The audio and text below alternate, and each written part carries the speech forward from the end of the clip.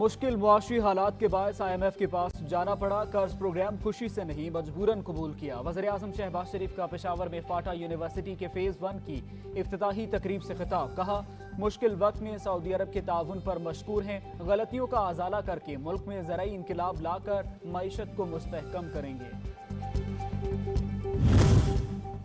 डोलती मईशत को $2 अरब का सहारा मिल गया। सऊदी अरब ने रकम स्टेट बैंक के अकाउंट में जमा करवा दी।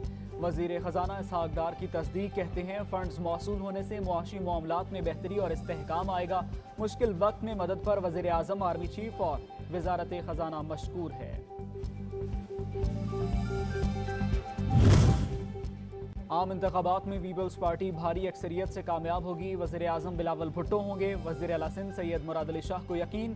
कहते हैं, असम्बली की मुद्दत पूरी होने के 2 माह में इंतखाबात हो जाएंगे। मरदमशुमारी पर एतराज़ पर अब भी कायम हैं। तहफ़्फ़ुज़ात से वज़ीर आज़म को आगाह कर चुके।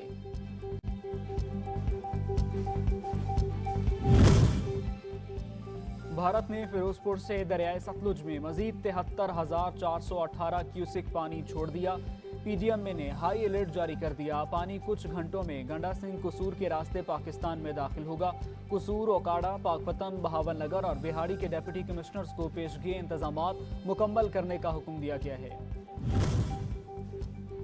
रिचार्ज पाकिस्तान प्रोजेक्ट के लिए 77.8 मिलियन अमरीकी डॉलर फंडिंग की मंजूरी दे दी गई। मंसूबे को आइंदा 7 बरस में लागू किया जाएगा।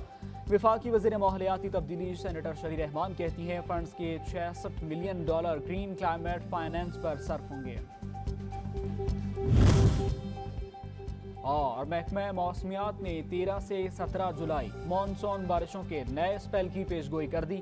बहीरा अरब से 12 जून को हवाएं मुल्क के बालाई और वस्ती इलाकों में दाखिल होंगी। 12 जुलाई की शाम को कश्मीर और गलियात समेत पोठोहार रीजन में बारिशें होंगी।